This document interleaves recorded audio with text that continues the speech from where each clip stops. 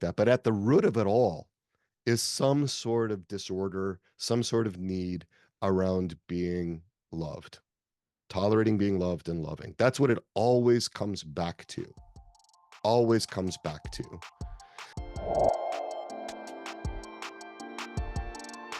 What's up, guys? Welcome to another episode of Logos Podcast. This is Deacon Max. This is Deacon Joey. And on today's episode, we have yet another special guest. And as the anchoring joke is, like, if we say every guest is a special guest, are they really a special guest? And this particular guest, we can actually affirm that he is a special guest. We have Dr. Peter Malinoski with us. Hey, Doctor, how are you? It is good to be here. I'm doing well. I'm excited to be with Deacon Max, Deacon Joey. Thanks for having me. We are very excited to have Dr. Peter with us today. I'm going to tell you a little bit who he is, but before I do that, just wanted to say welcome to Logos Podcast in general. We're glad you're here and listening to us.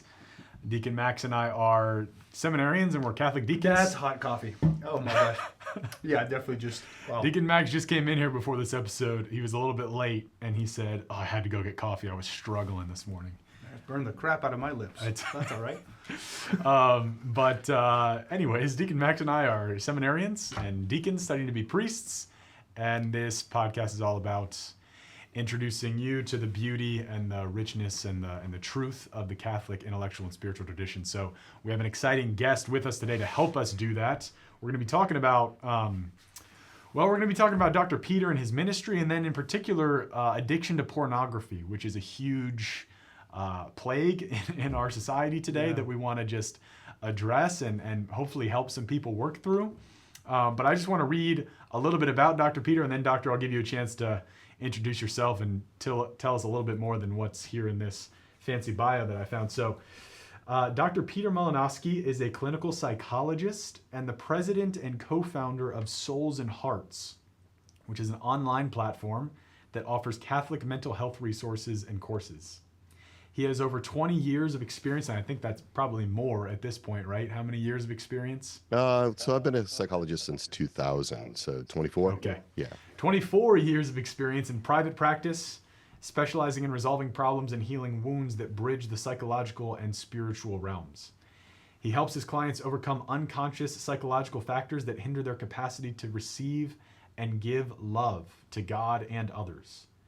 He draws from various therapeutic approaches such as psychodynamic, attachment, interpersonal, internal family systems, and EMDR, and I'm sure we'll talk about what a few of those are throughout the course of this episode, as well as the rich tradition of Catholic spirituality, especially Carmelite saints such as Saint Teresa of Avila and Saint Therese of Lisieux, both of whom I am personally very devoted to. That's what you say. And that's very exciting for me to see. He also hosts the weekly Interior Integration for Catholics podcast, where he explores how to integrate Catholic theology, philosophy, spirituality, and morality with insights from modern psychology. So after that very long introduction, Dr. Peter, tell us a little bit more about yourself and who you are, and maybe just some basic biographical info in addition to everything I just gave. All right. So the primary identity, the main one I have, is of being a beloved little son of God. That is absolutely central, right? And it's from that everything else flows. Yes, I'm a clinical psychologist. Yes, I'm a blogger, podcaster, a writer. I'm a therapist, and so forth. But if you want to boil it down to the core of my identity, the thing that's absolutely most important to me, it's being a beloved little son of God the Father, and also a beloved little son of Our Lady, of our Mother. Those are our primary parents. And that is, if you really want to boil down like what my whole life is about, it's about introducing people in the fullness of their being, wholeheartedly, to their spiritual parents, to their primary parents. Because any deficit, I realized this very early on in my career. There's so many deficits. Our parents are fallen. They're in the fallen human condition. They're part of this fallen world, and that they're not supposed to meet. Our earthly parents are not supposed to meet all of our needs that we have for a father and for a mother. And so that's what it's really all about. It's about bringing the best of human formation resources. It's about leveraging the best of what's out there, what St. Augustine would have called despoiling the Egyptians, right? Taking advantage of everything that's out there in the natural world, in the natural realm, in the natural realm, all of the secular resources too, and divining the good that God's put in there. And so that's why we straddle the natural and the spiritual realms.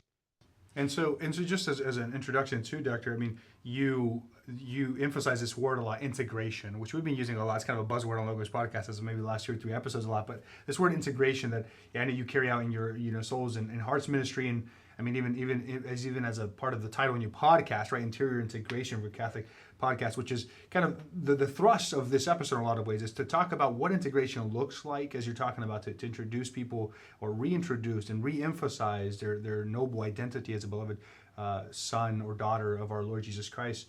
But also to offer sort of a diagnosis, but also a way out of maybe pornography addiction and what integration can help in that avenue too.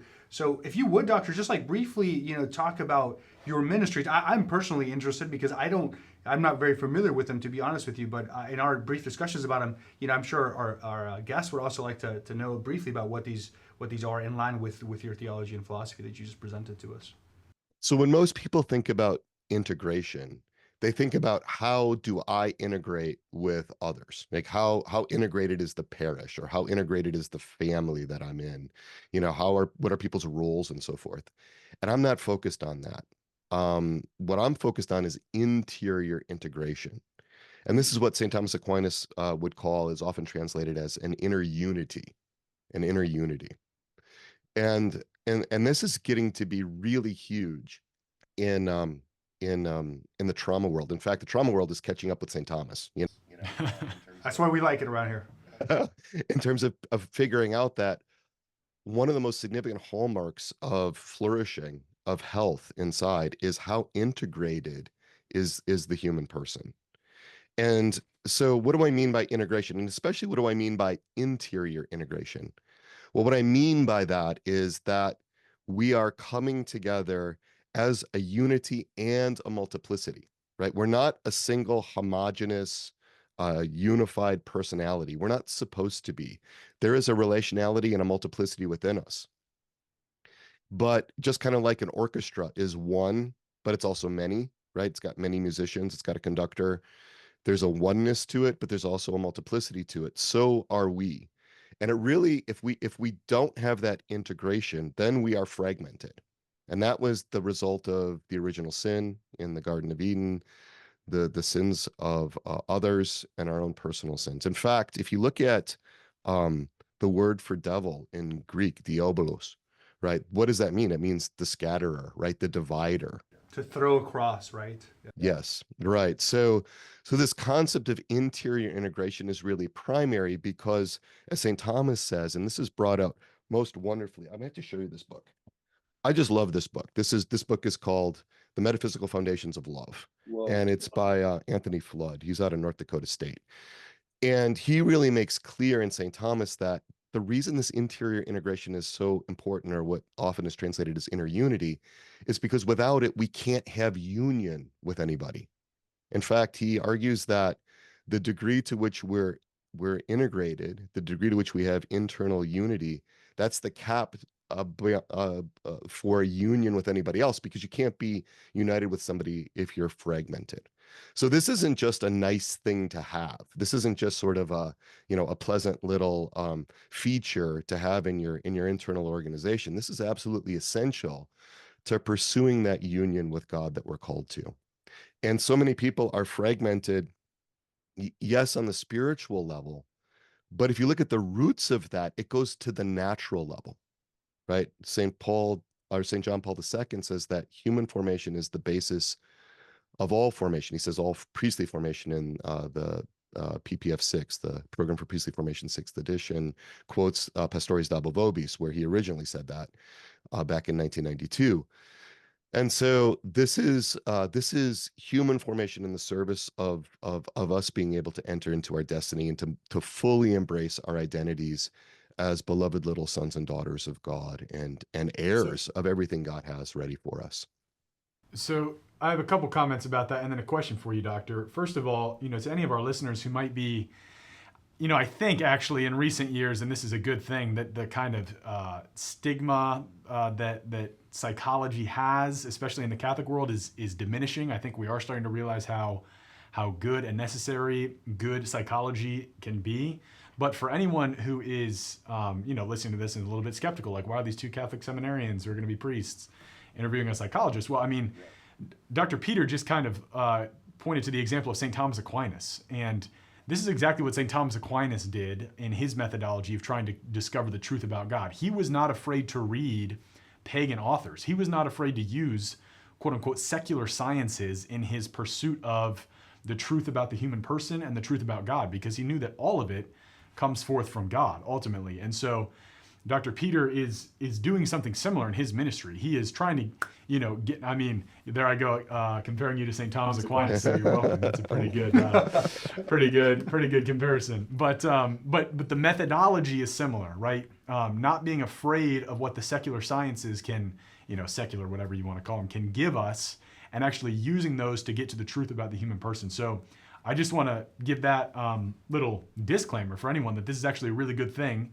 that is beautiful and grounded in the tradition of the church. And I also find it interesting, Doctor, you're talking about this emphasis in your own ministry and your own kind of very philosophy of approaching the person for the need to foster human formation. Like you said, start at the natural level, right, and then move it up, elevate it up to the more divine, sacred level. There was a note that one time my spiritual director back home, who's an abbot, made. I made this point before in class, but he once told me that it's interesting how in priestly formation, the idea of human formation is relatively new, actually on the scope of things.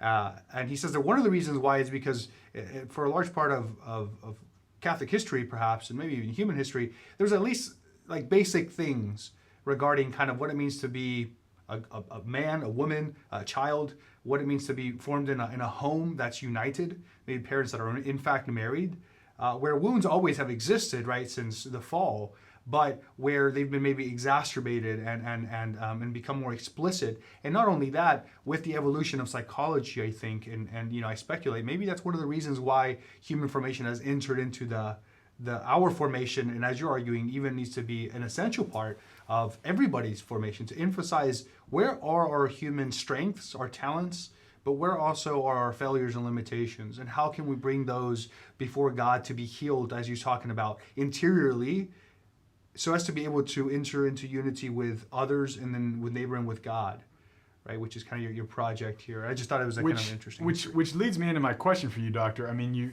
defining yourself fundamentally as a beloved little son of God the Father, and setting out on this mission to bring people, like help people achieve this integration, right? Help people understand their own hearts, all the, unite all the fragmented pieces of themselves so that they can be unified within and therefore enter into union with others. I'm wondering how you discovered this in your own life. Like, what motivated you to get into this ministry? What's kind of the inspiration for this ministry? And then I guess you could just tell us a little bit more about that ministry, the Souls and Hearts ministry, the podcast you do and stuff like that.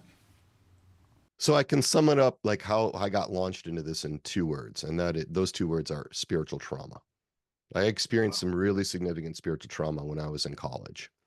Okay. And so a lot of it was about me trying to figure out like what happened, like what is going on, why am I having the reactions that I do?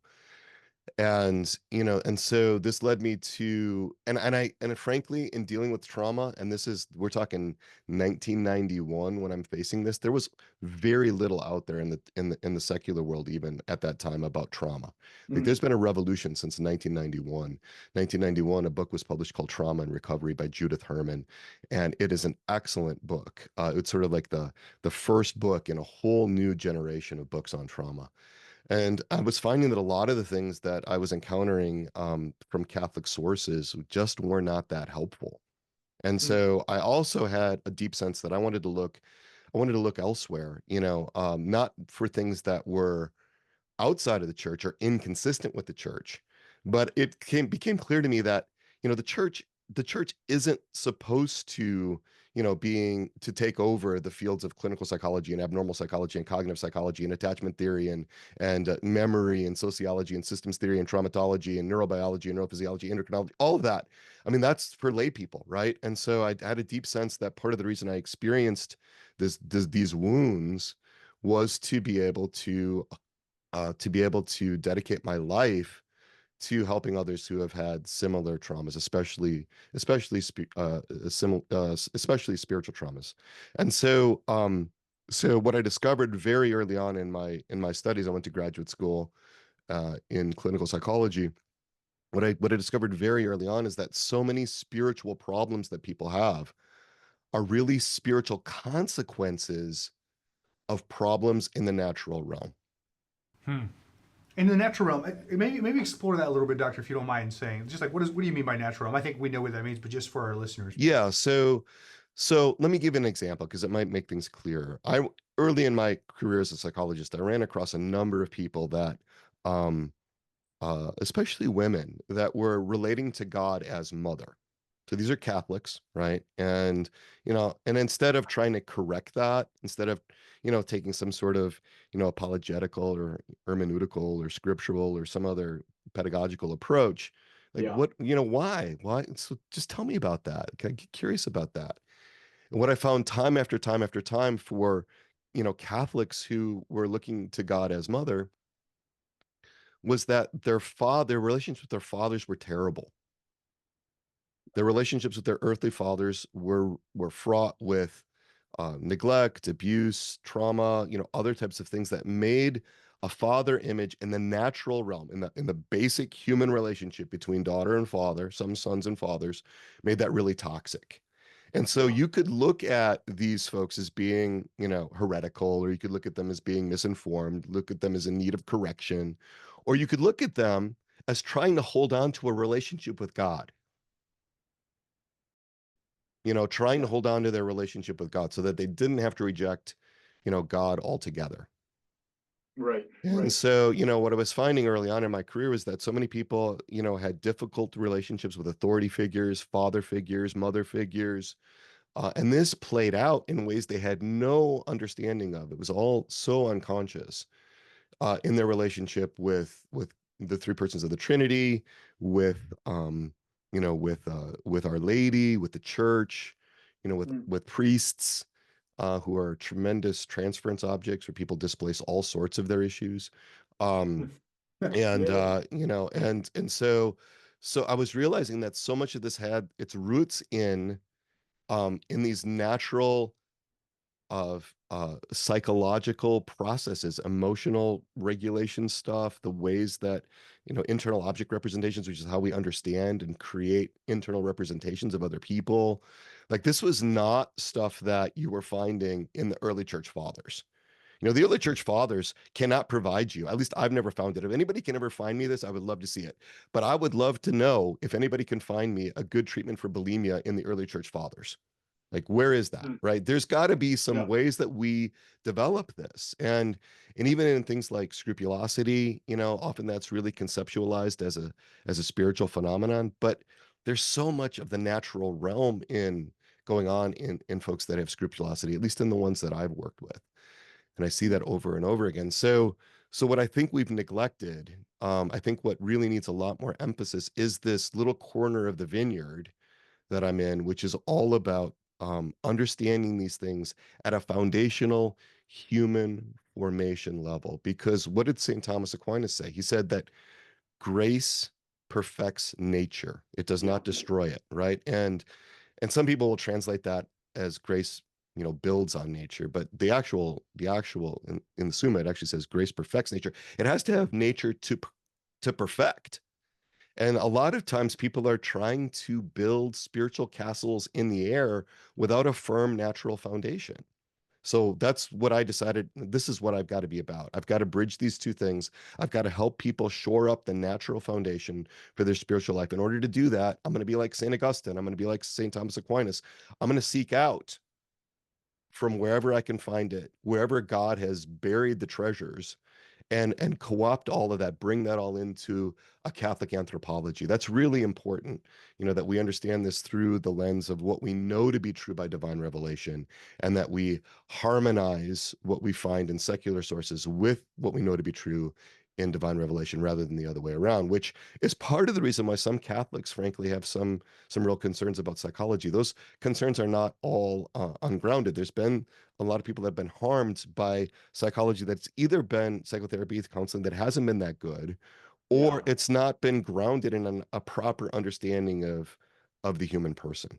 And that gets into the questions of the things that inform a therapy.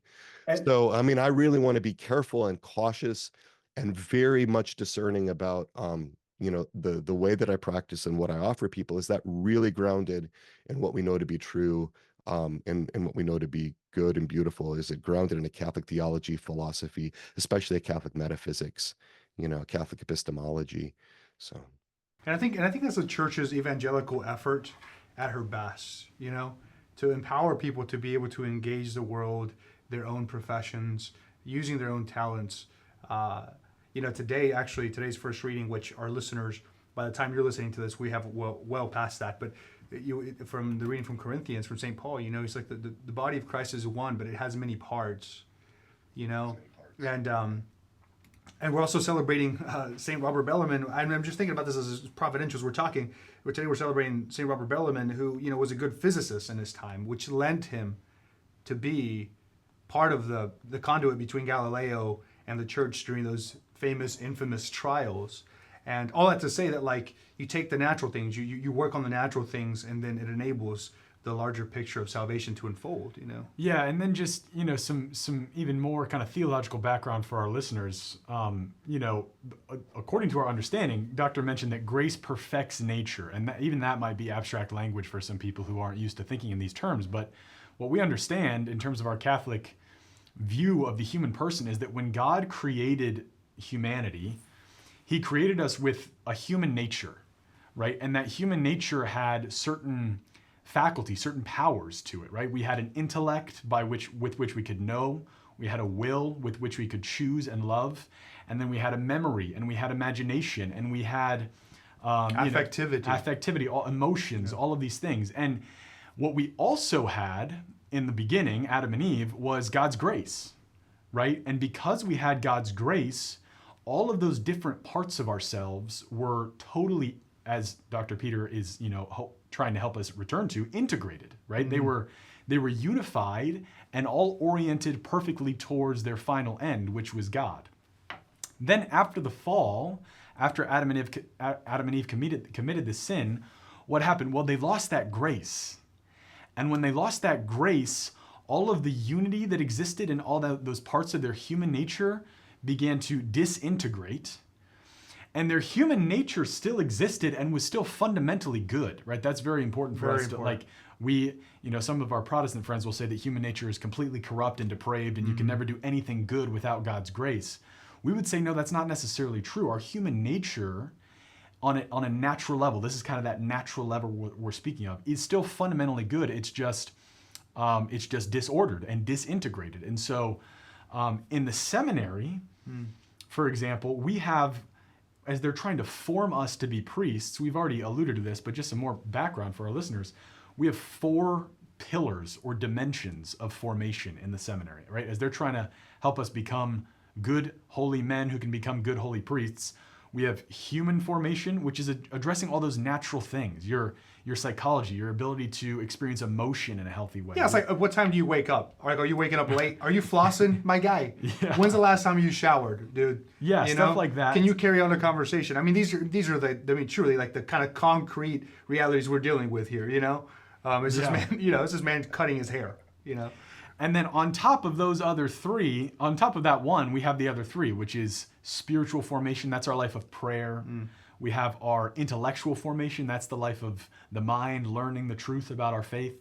And then finally, pastoral formation, helping us learn how to go out and actually serve others. And so I think a lot of Catholics, as they're trying to get serious about the spiritual life, are really excited about stuff like prayer, and they're excited about stuff like learning about the faith and even going out and doing service. But people forget that foundation, which is we've got this human nature that is fundamentally good but is disordered and needs worked on in order to be the foundation upon which to build. And so the fact that you're doing that, Dr. Peter, is kind of making that accessible, not just for guys in seminary formation, but for the laity at large. I think that's really good. So you have this Souls and Hearts Ministry, which is this online platform. Well, let me add a little something to that. Well. Let me add a little something to that before we move on. And that is the way I like to think about it. And I brought this out in episode 134 of the Interior Integration for Catholics podcast.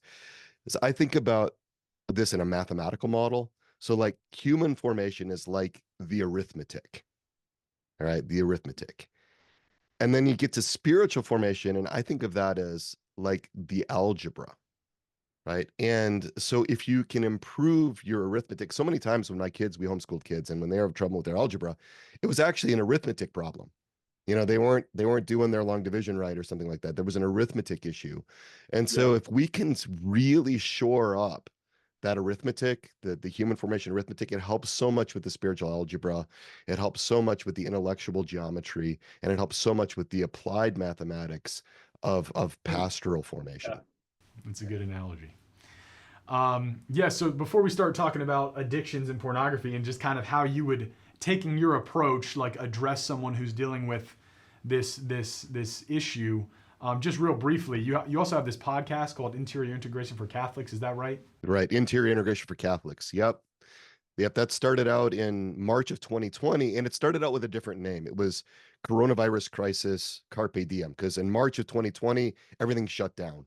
And because of the virus. And so initially it was about just helping Catholics to deal with the stresses and the difficulties of not so much even the virus, but the societal response, the political response to the virus, right? And like the shutdowns and things like that. And then it sort of grew from there. And then eventually I renamed it Interior Integration for Catholics, because we were really focusing on human formation and on that interior integration. Cool. That's awesome. Okay. And I do have to say one other thought just before we move into the discussion about pornography. You mentioned, Dr. Peter, that we are both a unity and a multiplicity, that we are one, being, but we have many parts. And that's because we're created in the image and likeness of God. Right, with three persons, God who and is one God. himself a unity and a multiplicity. So that the perfect integration of those three parts is a closer approximation to the God who is perfectly one and perfectly three, which is just kind of cool to think about and reflect upon. Turns out God knows like a lot of stuff. God just so happens to be right about things. Yeah, I have that thought like, man, God, you're smart. You're really good.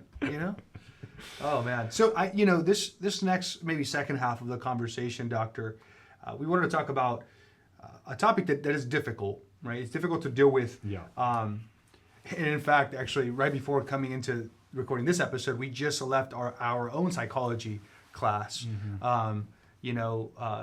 Deacon Joey is in therapy, and he's had to go through some sessions recently. After all my time with Deacon Max, yes, it's been necessary to deal with that trauma. After talking about the positive of seminary life, here's some of the trauma of no. We just left. We actually have a formal kind of pastoral care and counseling class where we talk about psychology, different psychological issues, how to deal with them, God willing, in our future ministry. But one of the things we were talking about was actually pornography. Yeah. And just how to deal with it. One of the reasons it's so difficult to deal with it is because the unfortunate reality is that people are becoming more and more exposed to it at younger ages. And so that also kind of at least shifts the focus on how to deal with it. At what age do we deal with it? Do we bring it up to these kids? Do we form? Is it something that we deal with in a later life stance? Is it earlier? I mean, so there's a lot of things around it, and admittedly, it's one of many addictions that I think our people are dealing with, and but it's a very prevalent one, and it's a lot more accessible. Reaching pornography nowadays is so much easier than maybe it was even 10, 20 years ago, and so that's just kind of amplified this very very ugly addiction. And you know, there's a lot of reasons we could talk about this, but actually, a question I have for you, Doctor, and admittedly, if you know, if you're not ready, or if you want to shift the conversation a little bit, but in class, I was thinking about this, like, why do you think it is that people should not watch pornography? Why should they not? Yeah, why should they not, right? Because like almost most people could very well argue like it's actually pretty convenient. It's totally normal. I'm hidden in my room. I can kind of do whatever I want. I don't have to really deal with people about it. It's kind of my own thing. So like, you know, and so it's like, yeah, like why would people have any incentive to stop? Well, I would say, especially as a psychologist, especially as a Catholic psychologist, because it won't meet the need that is trying to be met by looking at it. It actually won't fill the need. It won't fill the void. And it will actually put you further behind in terms of getting those needs met. And it compromises your capacity to love. It's something that turns you inward and encapsulates you and separates you from union with anyone. So you wind up isolated, alone, which is exactly the opposite of what we're called to and what our destinies are supposed to be. So Yeah, and that strikes me as a very well said answer, and also probably contrary to what a lot of people think the Catholic Church would say about pornography, right? Like a lot of people, if they hear that Christians or Catholics are kind of think that this isn't something that we should be doing, they probably think it's because we think sex is like somehow bad, or just emphasize like the sin, or it's a sin, so don't do it, or you know, God commanded you not to, so don't do it, which is an important aspect of life. Of course, matters, right? But actually, like the reason God doesn't want you to do it is because it is not good for you, and it will not bring you the fulfillment, as Dr. Peter was just saying, that you are looking for in and through that activity. So, Doctor, I mean, how you've worked, you know, with you've done clinical practice for the last 24 years. You're in this Souls and Hearts ministry. Where, like, how prevalent is this stuff, and what's your general approach when you come into contact with someone who is dealing with pornography, a habitual inclination towards it, or even an addiction towards it? You know, I've seen some of the statistics, some of the more recent statistics that, you know, somewhere between, and they vary some, but between 75 and 90% of men aged 16 to 30 or so have looked at pornography in the last month. Like we're talking astronomically high numbers. And so I think it's a huge problem. I would frame it as a huge symptom.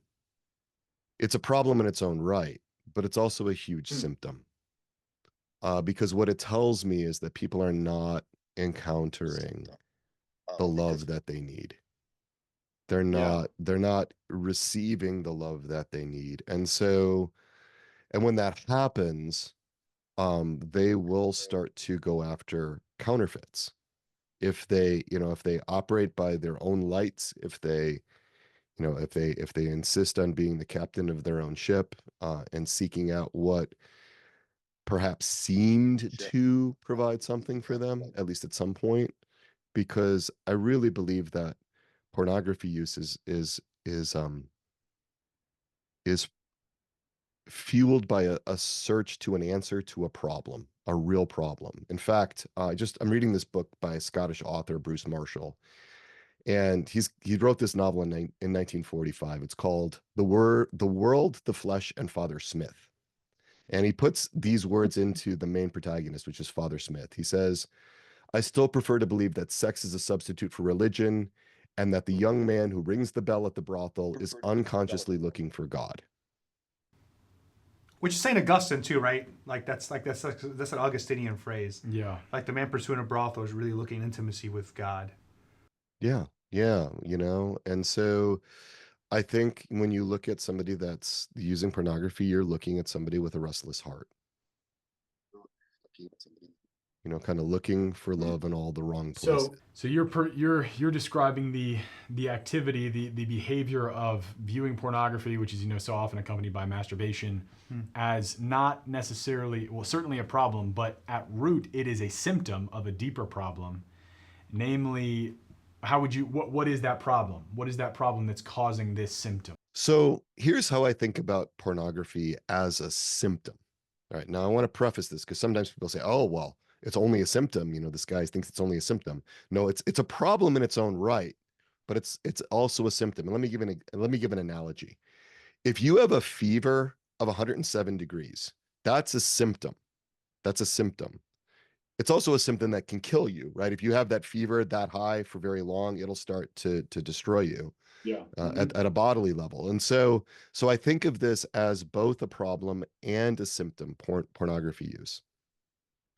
And as a clinical psychologist, very early on in my career, I got really tired of chasing symptoms. I wanted to get down to the roots of the problems. That's why I'm a depth psychologist. I'm looking for, what's generating symptoms.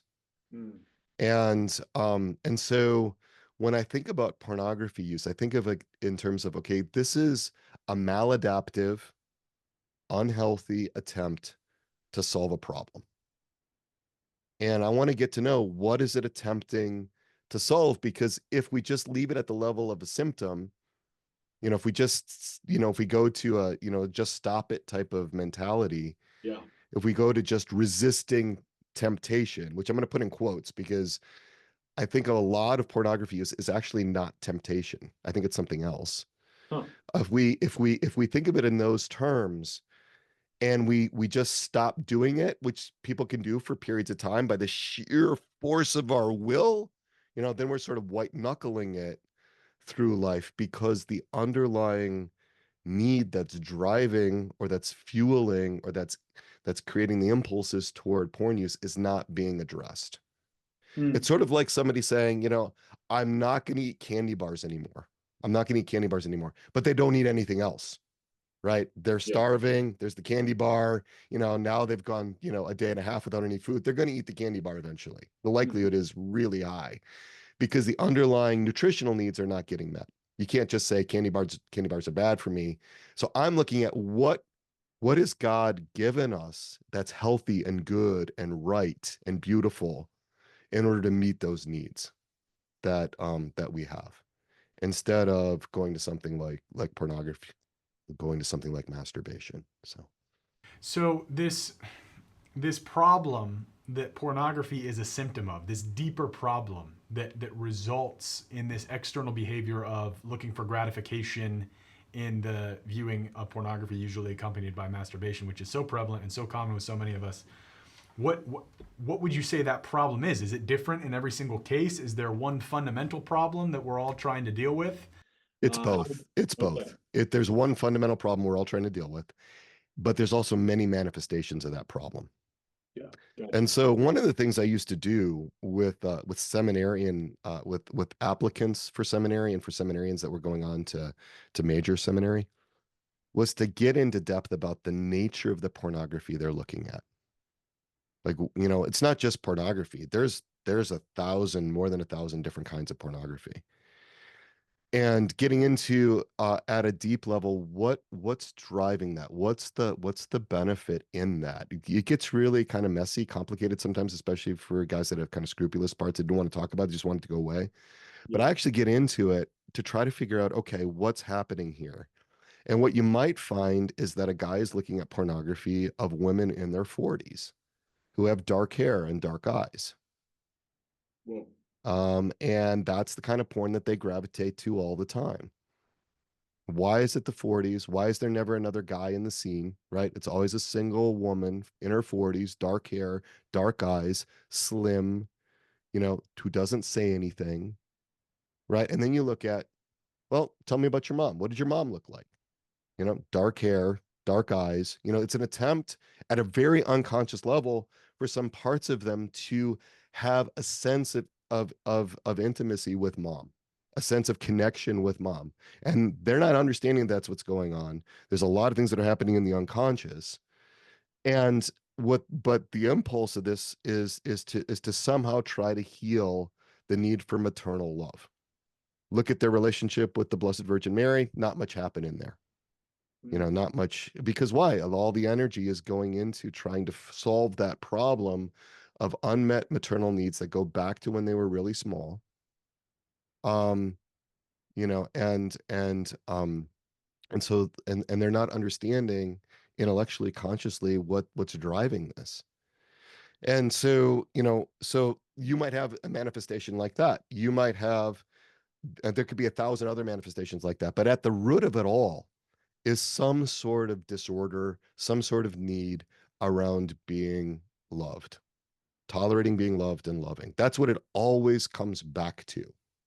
Always comes back to. And Yeah, so it's, I mean, that's ultimately how I think about sin. What is sin? It's a breaking or a harming of relationship, a love relationship. Could be with another person, could be with God. You know, I don't think of sin generally as breaking the law, although that's a legitimate and long time tested way of understanding what it means to be in relationship. God gives us that in order to help us, but primarily what God is seeking with us is relationship, and the laws, the commandments, those help us to be able to connect with him in that union. Two great commandments are all about love, and upon those the entirety of the law and the prophets hang. So Doctor, I have a question for you too. Like, so we've been emphasizing kind of maybe a male addiction to pornography, but I mean, would you deal with a male in the same way that you would a female? right. 'Cause I'm so sure, that's something that's been happening a lot lately. There's a lot more women coming up and saying, I have this problem with pornography, you know, and much more than when I started my career more than 20 years ago. And yeah, I mean, I would take the same kind of approach in the sense of, can I get curious about it? Can we talk about it? Can we look at what the perceived goods are that you're seeking? What I find, and I don't have a ton of experience, I have a lot more experience working with men in pornography and masturbation than women. What I find is that with women, there's often more complexity and more relational dynamics going on. And it's yeah, it's different in that sense, but the approach that I take of first trying to understand, and then yes, there has to be resistance there has to be, the marshaling of the will to resist when there's impulses or temptations toward using pornography or masturbating. But like, let's get to what the person is starving for, so that we're not just going to be white knuckling it. And so that basic approach is the same for both men and women. Yeah, I have so many thoughts based on everything you just said. So let me just say one and then ask you another question. One of my thoughts is something that Mother Teresa always used to say. I'm also very devoted to Mother Teresa, and she would just, a little 4 foot tall Mother Teresa, she would just say, to love and to be loved. That is what we are made for, to love and to be loved. And so to me, as you're saying this, like when you're talking about people expressing that desire, which has not been fulfilled in this external behavior, which ends up being even more harmful and more sinful for them, it makes perfect sense that what they're looking for is ultimately to love and the experience of being loved. That's the one I want to ask you about. You said not only loving but also tolerating being loved. Yeah. Can we dig into that concept? Because a lot of people know, like, yeah, I'm supposed to love God, but a lot of people. Yeah, I accept love when I'm given it. I do that kind of thing. I accept a hug. I've never rejected a hug before. Well, Yeah. so here's the thing. Here's the thing about that. I think very few people really tolerate being loved well. I think that's actually pretty rare. Because what people really want is what I call like Hallmark movie love. Yeah. Where everything works out. Love is easy. Love doesn't require any sacrifice. It doesn't require a response. And there's always hot chocolate and it's Christmas time. Like that's a Hallmark movie plot, right? Everything all works out in the end. And I think that the vast majority of people are terrified of being loved in our fallen human condition. Adam and Eve, Genesis 3, God comes to look for them. And what do? They flee from his love. Yeah.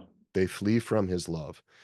And so fear, shame, These things in the natural realm, divide us from God, because people intuitively understand that if love is real, if it's real charity, if it's real agape, caritas, it's given freely. But here's the catch. It's not received freely.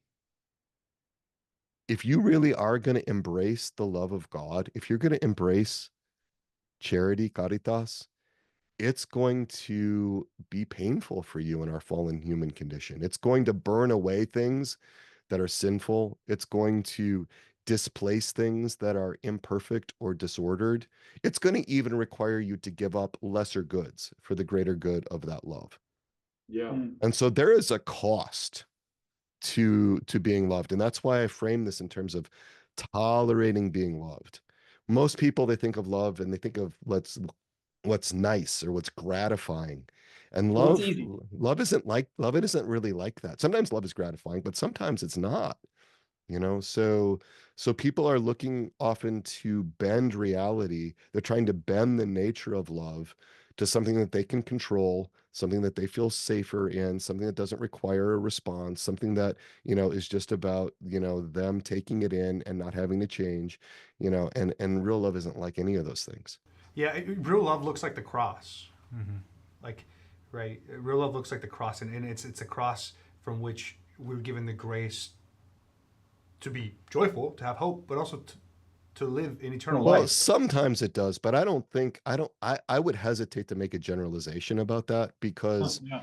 the last thing I would want to tell like my infant grandson is to say, you know what, love looks like a cross. What I want him to experience is that love looks like being held, and being nursed and being and being, and being cared for, because that's what he needs at that time. I think there's a developmental attunement to love. One of the things about God's love is that it's perfectly attuned to what we need in the moment. But we so often misinterpret that, which is why people go after the counterfeits, right?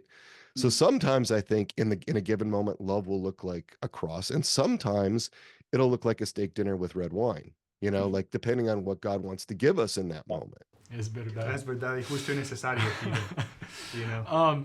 So, and to me, what you just said, it makes perfect sense, because you think about somebody engaging in the habit of pornography, nothing is required of them, right?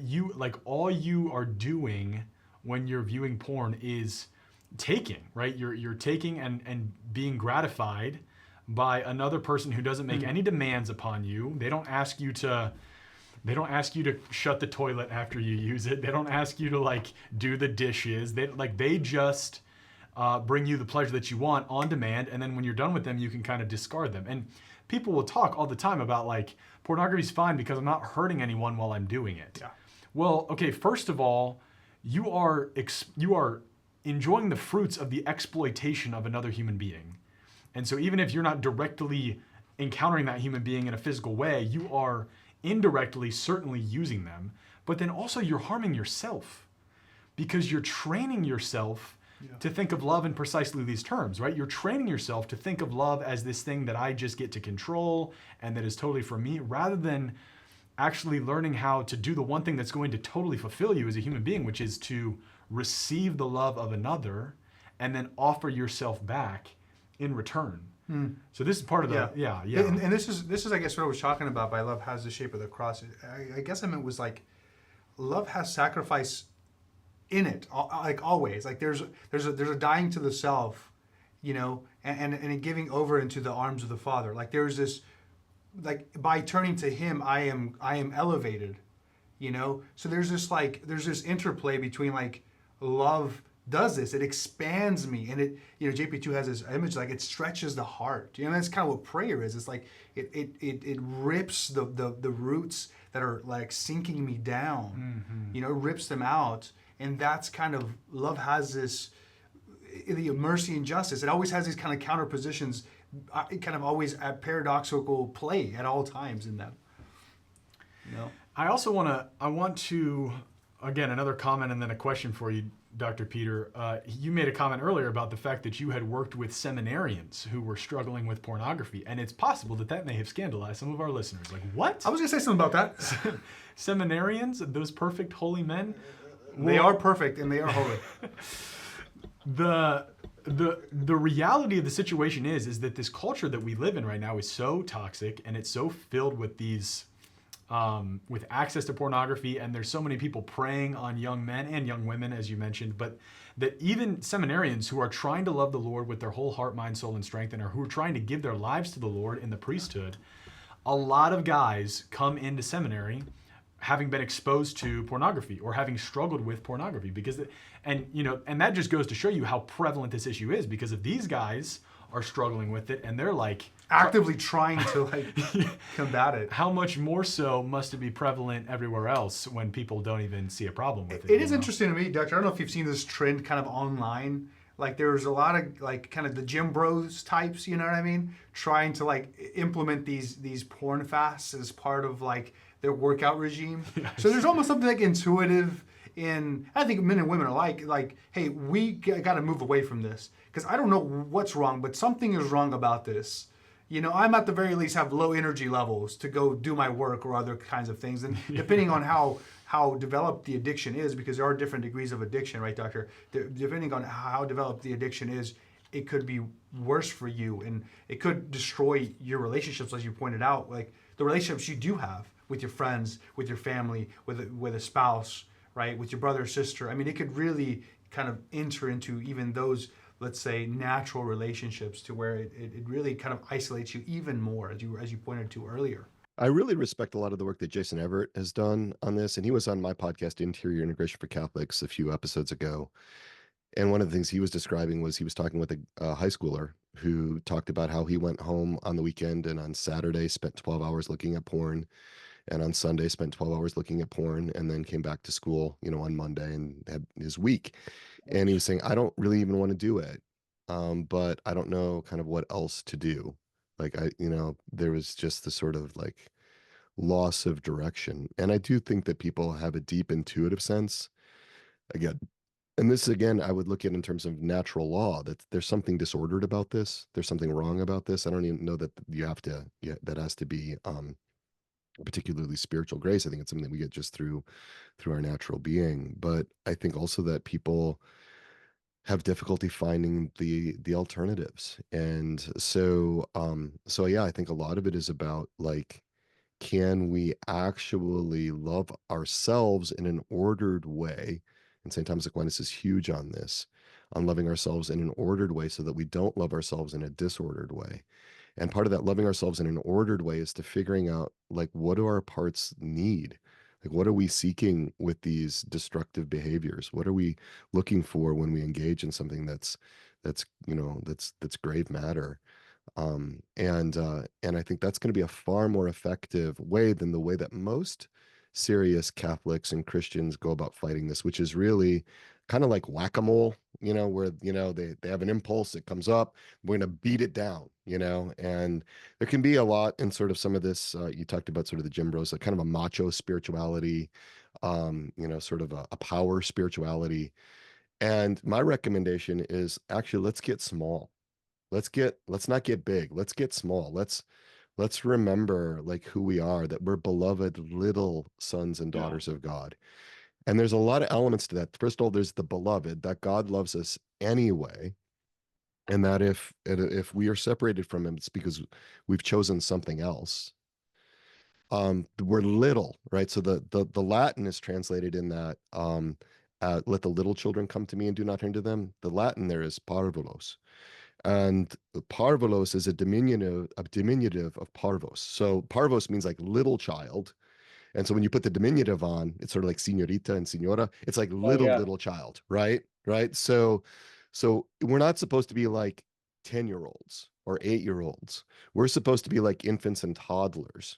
Like when we approach God. That's what he was talking about when the apostles were, let the little children come to me, the parvulos. And then children. And what does that mean? That God loves us first, that he loves us because we are his. It's not because of any merits we have.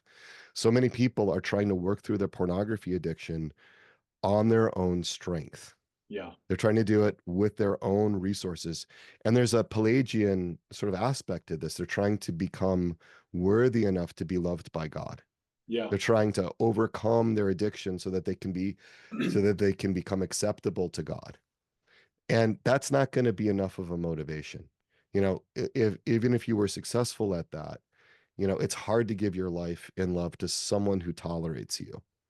Doctor. Someone who just accepts you, as opposed to a father like we see in the parable of the prodigal son, Yeah, that no, of course. runs out, right, to bestow his love and his graces and his goods and everything on the son that came back.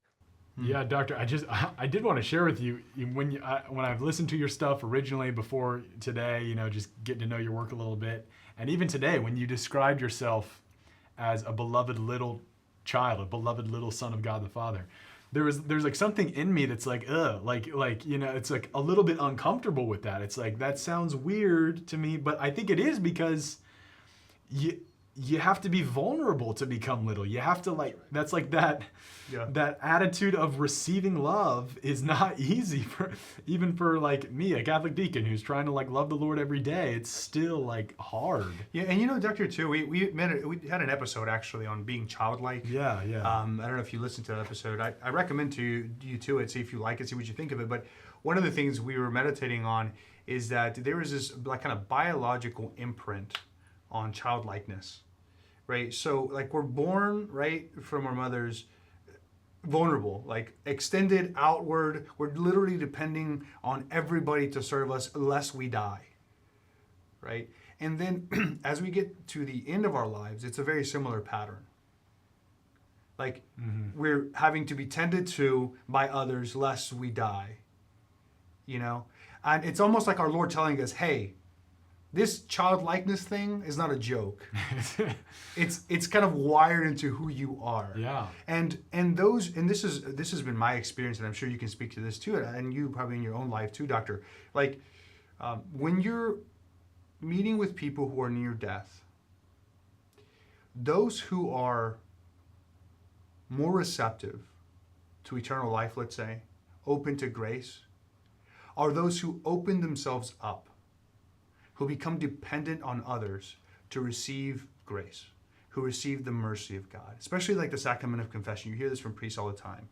Those who are gripping onto life, who don't want to open up, who don't want to apologize, who want to grit their life, are the ones who you see die a very sad and lonesome death. On the contrary, however, those who open themselves up, are willing to, in even their last breaths, hopefully before that, but even in their last breaths, let's say, those who are open to mercy die so much more peacefully.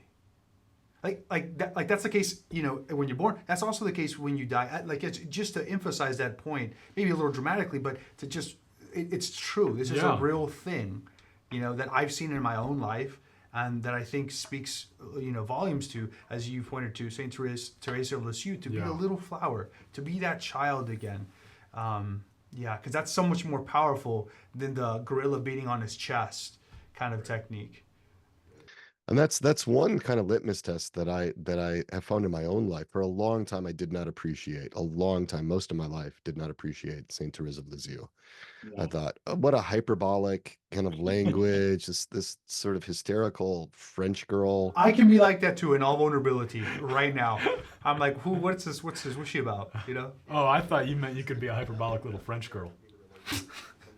Je ne parle français? Je parle français un peu? Yeah, I mean, I think it's also harder for men, to be honest with you, because that receptivity may come more in a more familiar way to women, because of the way that we're made. But yeah, I think the vulnerability is that key word, right? Because we so protect ourselves. That's what Adam and Eve were doing. They were fleeing from God in order to protect themselves from him, because they misunderstood who he was. And one of the fundamental problems that people have is that they do not understand who God really is. And since they don't understand who God really is, they don't understand who themselves really are.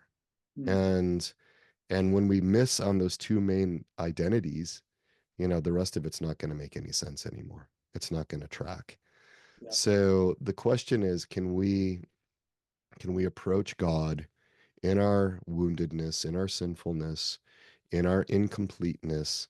And can we have the faith to tolerate the risk, of contradicting what some of our parts know to be true about God, know in quotation marks, Yeah, that, yeah, yeah. that they assume about him. Because for every part of us that is not integrated, that is not in that interior integration, that part's going to be holding a material heresy. Mm. Any part that's not in right relationship with your innermost self is going to hold a material heresy. It's not a formal heresy unless you embrace it with your innermost self, but at least those material heresies are going to be there as assumptions. Like the one we talked about, trying to get over porn so that I can become good enough so that God will accept me into heaven so that I don't get condemned to hell. Yeah. And so yeah, as you begin to connect with these different parts of people, as you begin to connect with, these separate, well, they're not separate, they're distinct, but they're not separate. I want to be careful about the language here. Mm. These parts, kind of what are they? And because that's, I think, really the key. That's what made working with folks that struggle with pornography so much easier for me. If you begin to understand what these parts are, and I define these parts as they feel like distinct, independently operating personalities within us, each with its own prominent needs and roles in our lives, its own emotions, its own body sensations, guiding beliefs and assumptions, typical thoughts, actions, intentions, desires, attitudes, impulses, interpersonal style, worldview. And each part also has a way of understanding God. And those parts are informed by what their actual experience is, because different parts of us have taken on different like hits at different points. That's what trauma does. It fractures us so that, the experience is held by one part of us. It doesn't flood all of us. And so then we bury that part. Other parts bury that part. Mm. And so what this is actually, and the way that I work, is a reclamation project. It's about reclaiming these parts, because if you look at the great commandment to love God with your whole heart, that means your whole soul, your whole mind, all your strength. That means every fiber of your being. No, no part left out, no part left behind. What I find in Catholics is that their spiritual practices are motivated or impelled by one or two or three parts of them that leave out the rest of them. Mm. As because those parts aren't good enough to be in the shop window. They're not acceptable to be brought into the presence of God. They would lead God to not like me or whatever. But instead, if we look at the example of our Lord, in the way that in external systems, he went out after the most outcast, the lost sheep, the tax collectors and the prostitutes and the ones that had been rejected in society. I think we need to take that same kind of approach with our own parts, the parts that really in a lot of ways need God even more. Mm. And so that's a lot about what this is about. So and when you can establish a connection with these different parts of oneself, which I think is a normal thing. Again, it goes back to being made in the image and likeness of God. It goes back to this command in the second great commandment to love your neighbor as yourself, which means that we have to understand what it means to love ourselves. Like that's not just some sort of throwaway line, although there's been a lot of confusion and and very little biblical commentary from Catholic sources on what that actually means to love yourself in an ordered way. There's a lot of languaging problems and and so forth in that. But if you can get to that level, and if those parts can experience something of being loved, a taste of being loved, and find out that it doesn't destroy them, and other parts can realize, okay, maybe we can be accepted as we are right now. Maybe we don't have to change before we enter into relationship. But that actually the relationship is what's going to change us. Love is going to be what heals us. That's the game changer right there.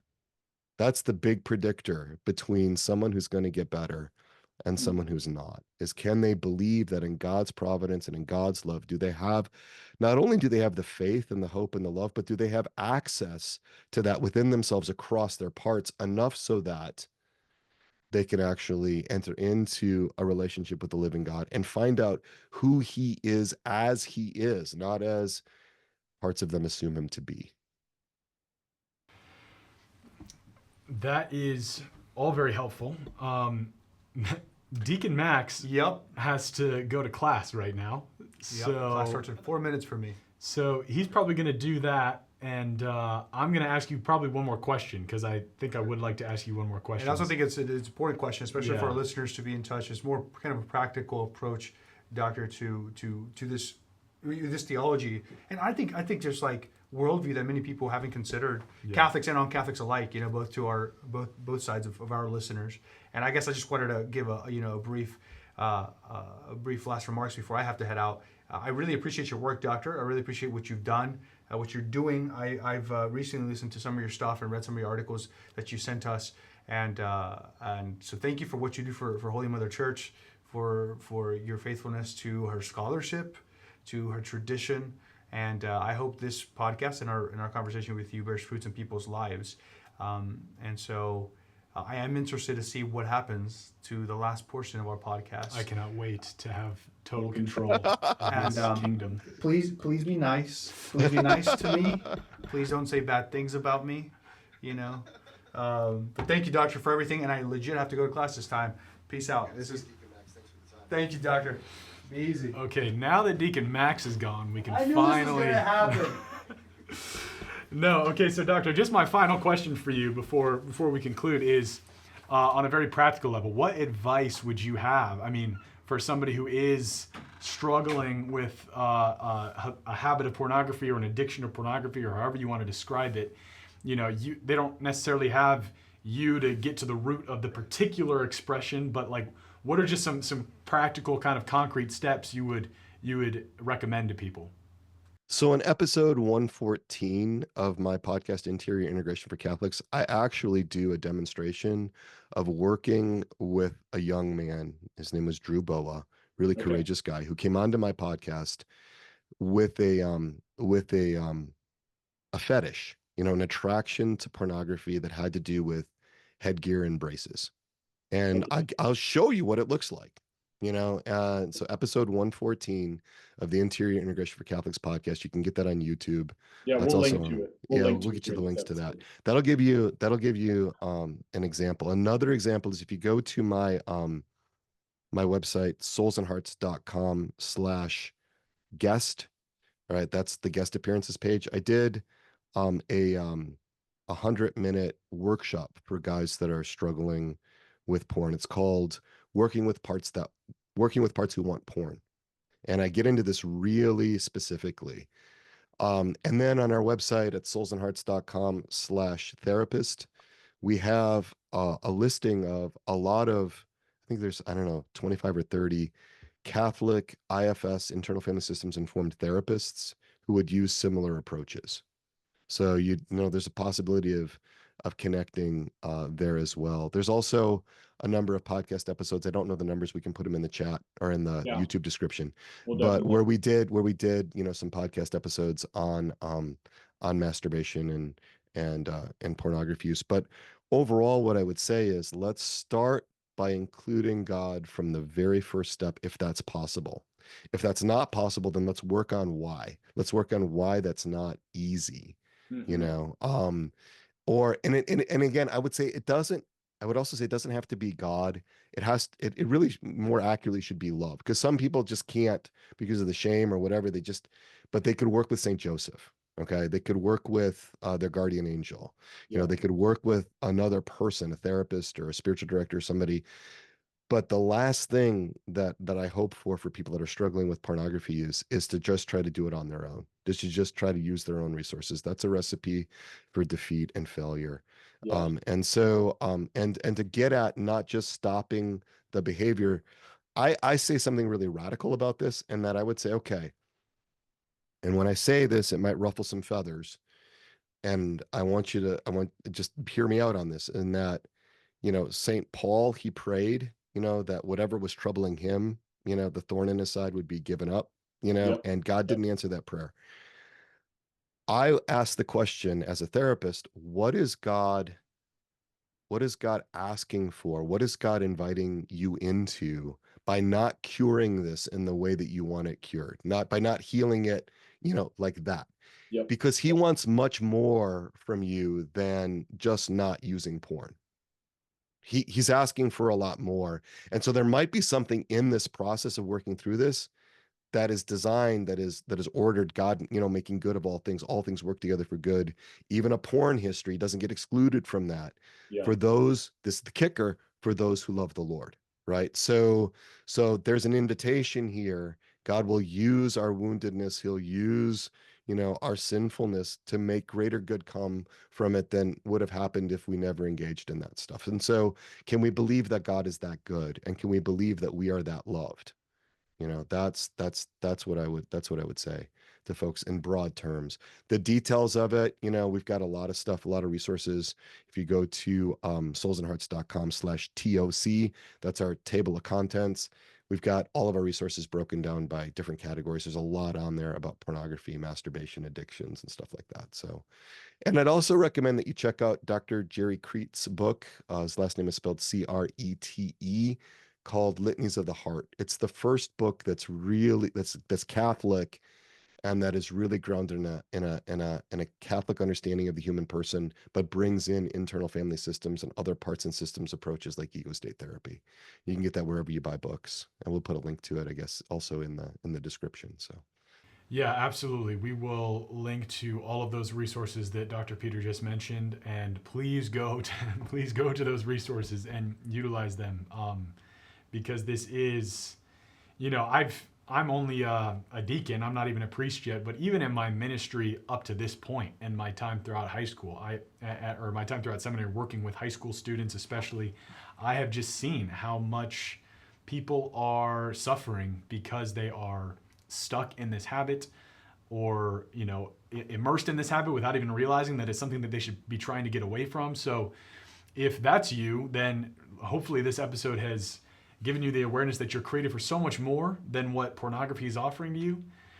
And if you're one of those people who have begun the fight, have begun to try to become free of it, hopefully that some of this conversation today and what Dr. Peter has shared with us, and the resources that he's just enumerated, will help you continue that trusting. And I agree. I've had that thought too, because I know a lot of super faithful Catholic people, men and women, well-meaning people who want to be free of this, but for some reason the Lord just, he doesn't free them from it immediately. And so it has led me to ask the question, like, okay, he's got to have a purpose in that. Like, maybe it is the thorn in their side that he's allowing them to, forcing them to depend on him and receive his love even more, because that's the game. That's what he wants for him.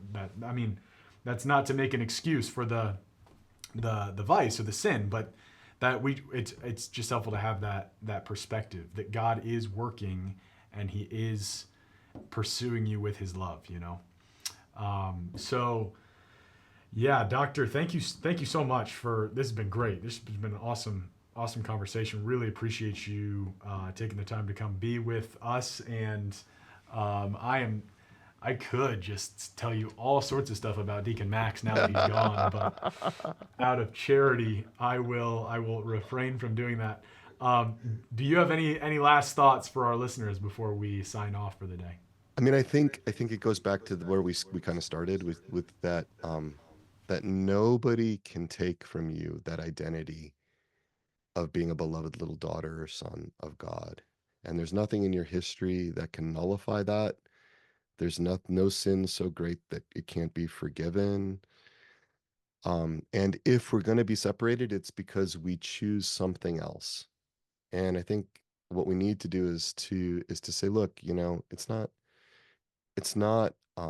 whatever it is not too great that it can't be healed, that it can't be resolved, that it can't be forgiven, that it can't be atoned for and made right. So a message of hope, really, and hope not because of our own strength, not because of our own power, but a hope in the one who loves us, a hope and a confidence in God as our Father, and also a confidence in, this is one of the beautiful things about Catholicism, is that we not only have a father, but we have a mother, a hope in our mother as well to help us with this.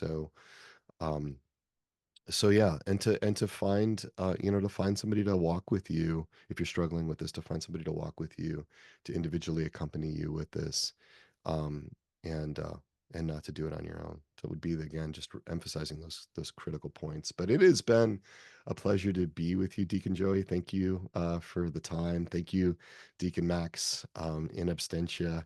I'm glad that we were able to have this conversation. So. Yeah, amen, amen. And of course, in addition to everything we've talked about, regular recourse to the sacraments, to confession, to the grace that God does want to give you is essential for the battle as well. So, yeah, we focused really on a lot of the human formation aspects, but those yeah, sorts of things are, I mean, the prayer and the sacraments are the ordinary means of sanctification, right? So we definitely want to be engaging with that, but also in a way that's also attuned to our parts, because sometimes the way that we pray alienate some of our parts. So I would bring your parts into the spiritual life as well. Work with those images of God that are distorted, and then that helps us to move toward loving God wholeheartedly. Yeah. And our neighbor as ourselves, right? Because if we only love little pieces of ourselves, we're going to wind up potentially loving our neighbors that way, because St. Thomas Aquinas says that the way that we love ourselves is the root and the form of the way that we're going to love other people. So that which we reject in ourselves, we're going to reject in other people. So it's this whole business of loving yourself in an ordered way is absolutely essential, and it's totally Thomistic as well. Oh, it's so awesome. Amen to all of that. Thank you. Thank you, Dr. Peter, so much. Everyone, I hope that you guys have enjoyed this episode of Logos Podcast, and we're praying for you. Please keep praying for us. Please pray for Dr. Peter and his ministry and all the people that he is working with. And love you guys. And as always, God bless.